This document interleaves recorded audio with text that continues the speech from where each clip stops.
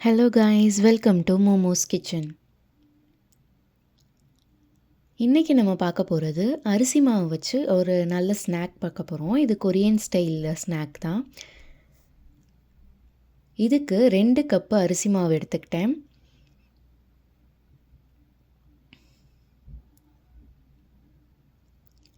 இது கூட கொஞ்சமாக நான் 2 டேபிள் ஸ்பூன் அளவுக்கு எண்ணெய் சேர்த்துக்கோங்க. அப்போ தான் கொஞ்சம் ஒட்டாமையும் நல்லாவும் வரும். அதுக்காக நான் எண்ணெய் சேர்த்துருக்கேன். இது கூடயே நீங்கள் உப்பு சேர்த்து மறக்காமல் பிசைஞ்சுக்கோங்க. நம்ம எப்படி இடியாப்ப மாவுக்கு இல்லை கொழுக்கட்டைக்கெல்லாம் மாவு பிசைகிறோமோ அதே மாதிரி தான் இதுக்கும் இப்போ நம்ம மாவு பிசைய போகிறோம். நல்லா சுடு தண்ணி 2 கப் அளவுக்கு இதுக்கு நான் சேர்த்துருக்கேன். நல்லா சாஃப்டாக வரணும். இது நம்ம இப்படியும் சேர்க்கலாம், இல்லைன்னா பாயில் பண்ணுற தண்ணியிலே மாவை சேர்த்து பிசைஞ்சுக்கலாம் அடுப்பில் வச்சு. நல்லா சாஃப்டாக பிசைஞ்சுக்கோங்க.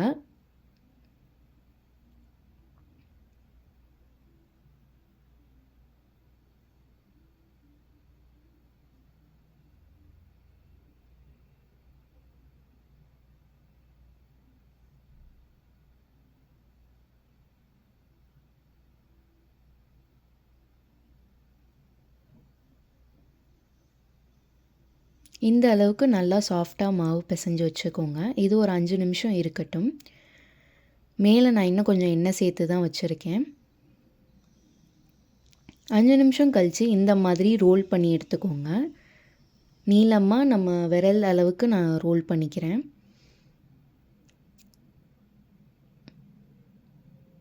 இந்த மாதிரி ரோல் பண்ணிவிட்டு நமக்கு வேணுங்கிற சைஸ் லென்த்துக்கு நம்ம அதை கட் பண்ணி எடுத்துக்கலாம்.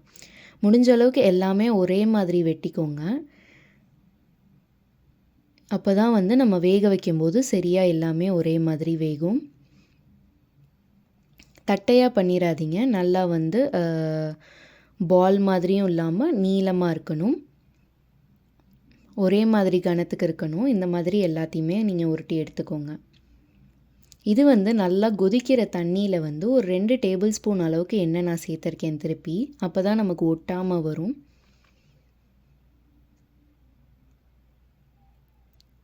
இந்த நல்லா கொதிக்கிற தண்ணியில் இப்போ நம்ம உருட்டி வச்சுருக்க மாவு இதில் சேர்த்துக்கலாம். மெதுவாக ஒன்றொன்னா எடுத்து போடுங்க.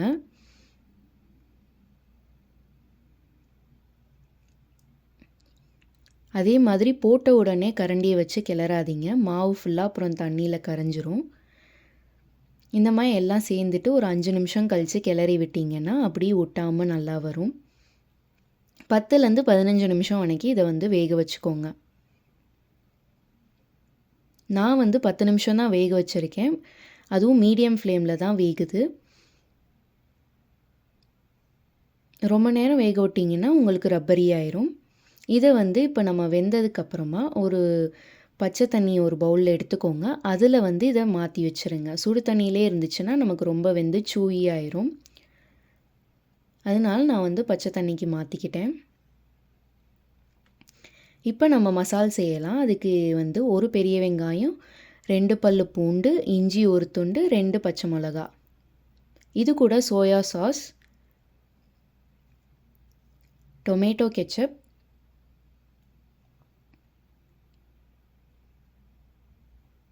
அப்புறம் சில்லி சாஸ் எடுத்துக்கிட்டேன். சில்லி சாஸ் இல்லைன்னா ஷெஷ்வான் சட்னி கூட நீங்கள் ஆட் பண்ணிக்கலாம். இது எல்லாமே நான் இந்த டேபிள் ஸ்பூனில் தான் அளக்க போகிறேன். எல்லாமே 1 டேபிள் ஸ்பூன் தான் நம்ம சேர்க்க போகிறோம்.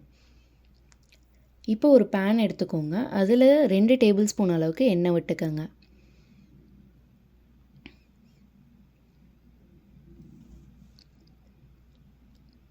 எண்ணெய் நல்லா காஞ்சதுக்கப்புறம் 1 டேபிள் ஸ்பூன் அளவுக்கு ஜீரகம் போட்டிருக்கேன். இது நல்லா பொரிஞ்சு வந்ததுக்கப்புறமா நம்ம நறுக்கி வச்சுருந்த பூண்டு, இஞ்சி, பச்சை மிளகா எல்லாத்தையும் சேர்த்து வறுத்துட்டு அது கூட நம்ம வெங்காயத்தையும் சேர்த்துக்கலாம். இதெல்லாம் சேர்க்கும்போது கொஞ்சம் தெறிக்கும், அதனால் பார்த்து சேர்த்துக்கோங்க. எல்லாமே நான் நல்லா பொடியாக நறுக்கி வச்சுருக்கேன். பச்சை மிளகா நம்ம 2 சேர்க்கையில் நம்மளோட சில்லி சாஸும் கொஞ்சம் காரம் இருக்கும். அதனால உங்களுக்கு எவ்வளோ காரம் வேணுமோ அதுக்கேற்ற அளவுக்கு நீங்கள் சேர்த்துக்கங்க.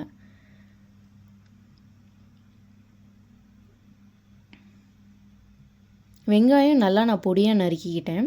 எல்லாமே ஒரே மாதிரி நறுக்கி எடுத்துக்கோங்க. இதெல்லாம் ஒரு 2 நிமிஷத்துக்கு நல்லா வதக்கிக்கங்க.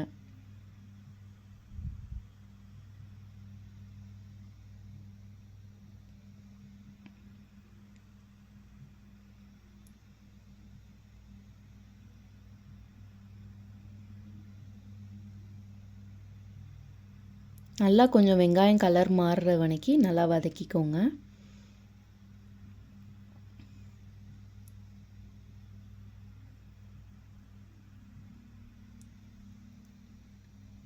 இதில் நம்ம வந்து 1 டேபிள் ஸ்பூன் அளவுக்கு உப்பு சேர்த்துக்கலாம். ஏன்னா நம்ம சாஸுக்கும் உப்பு தேவை. அதனால் நான் இதில் வந்து 1 டேபிள் ஸ்பூன் அளவுக்கு நான் உப்பு சேர்த்துருக்கேன்.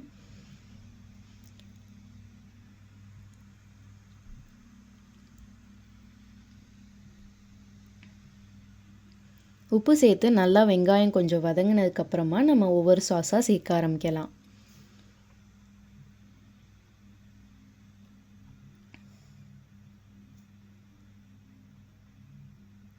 வெங்காயம் கலர் கொஞ்சம் கொஞ்சமாக இப்போ மாறிக்கிட்டு இருக்கு.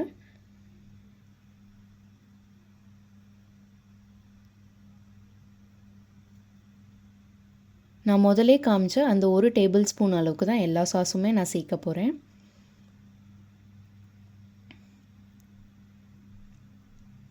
டொமேட்டோ கெச்சப் வந்து நான் 1 டேபிள் ஸ்பூன் சேர்த்துருக்கேன். நம்ம வந்து டொமேட்டோ கெச்சப் 2 டேபிள் ஸ்பூன் கூட சேர்த்துக்கலாம். இது கூட சில்லி சாஸும் நான் சேர்க்க போகிறேன். சில்லி சாஸ் வந்து ரொம்ப காரமாக இருக்கும். செஷ்வான் சட்னினாலும் அதுவும் காரம் இருக்கும். அதனால உங்களுக்கு எவ்வளோ காரம் தேவையோ அந்த அளவுக்கு நீங்கள் சேர்த்துக்கலாம். அதே 1 டேபிள் ஸ்பூன் அளவுக்கு சோயா சாஸும் சேர்த்துக்கிட்டேன்.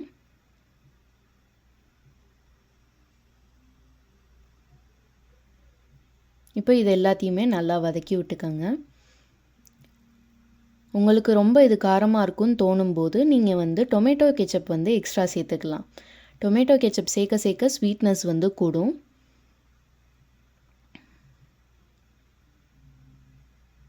இது எல்லாம் நல்லா கொஞ்சம் வதங்கி இந்த மாதிரி எண்ணெய் பிரிஞ்சு வரையில் 2லேருந்து 3 டேபிள் ஸ்பூன் அளவுக்கு நான் வந்து முதல்ல தண்ணி சேர்க்க போகிறேன்.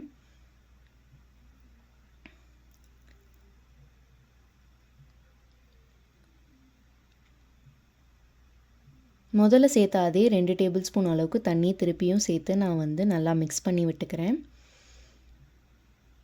நல்லா மீடியம் ஃப்ளேமில் வச்சே குக் பண்ணுங்கள். அப்போ தான் சாஸோட தண்ணி சேர்ந்து நல்லா குக் ஆகி வரும். இது கொஞ்சம் சாஸியாக இருந்துச்சுன்னா அப்படின்னா அது மட்டும்தான் இது நல்லாயிருக்கும் சாப்பிடும்போது. அதனால் முடிஞ்ச அளவுக்கு டொமேட்டோ கெச்சப் அதெல்லாம் வந்து கொஞ்சம் எக்ஸ்ட்ரா சேர்த்துக்கோங்க. சில்லி சாஸ் மட்டும் நிறையா சேர்த்துறாதீங்க. இப்போ இது நல்லா கொதிச்சிருச்சு. இதில் வந்து நம்ம அந்த பச்சை தண்ணியில் வச்சுருந்தோம் இல்லையா ரைஸ் கேக்ஸு, இது எல்லாத்தையும் இதில் சேர்த்துடலாம்.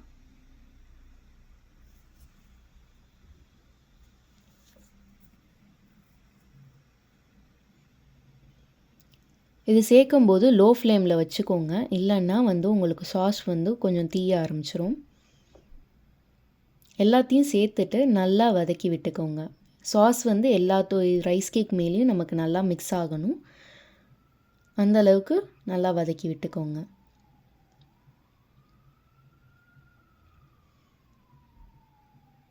எல்லா பக்கமும் சாஸ் ஸ்ப்ரெட் ஆனதுக்கப்புறம் ஒரு 5லேருந்து 10 நிமிஷம் வரைக்கும் நல்லா மூடி போட்டு வேக விட்டுக்கலாம்.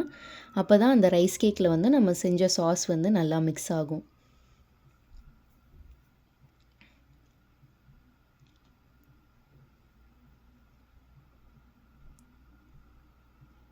மீடியம் ஃப்ளேம்லேயே குக் பண்ணிக்கோங்க. ஹை ஃப்ளேமில் வைக்காதீங்க. ஏன்னா சாஸ் நம்ம ரொம்ப குக் பண்ணோன்னா அதோட டேஸ்ட்டும் கொஞ்சம் மாற ஆரம்பிச்சிரும். அதனால் மீடியம் ஃப்ளேமில் வச்சு இந்த மாதிரி நல்லா மிக்ஸ் பண்ணி விட்டுக்கோங்க. உங்களுக்கு முதலைக்கும் இப்போதைக்கும் வித்தியாசம் நல்லாமே தெரியும். அந்த கலர் நம்ம ரைஸ் கேக்கோட வெள்ளை கலர்லாம் கொஞ்சம் கொஞ்சமாக மாற ஆரம்பிச்சிருக்கு. சாஸ் வந்து அப்போ தான் நல்லா சேரும்.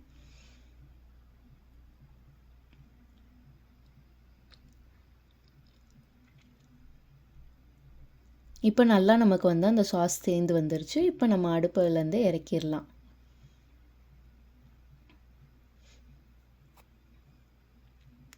அவ்வளோதான், நம்மளோட ரைஸ் கேக் ஸ்நாக் ரெடி ஆயிடுச்சு.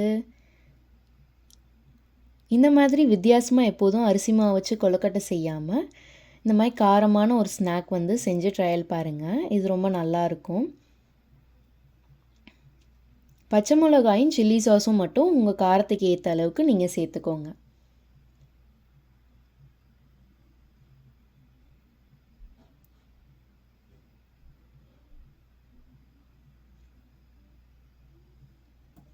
இந்த மாதிரி இப்போ வித்தியாசமான ரெசிபிலாம் பார்க்கணுன்னா மறக்காமல் மோமோஸ் கிச்சனுக்கு சப்ஸ்கிரைப் பண்ணிடுங்க. தேங்க்யூ.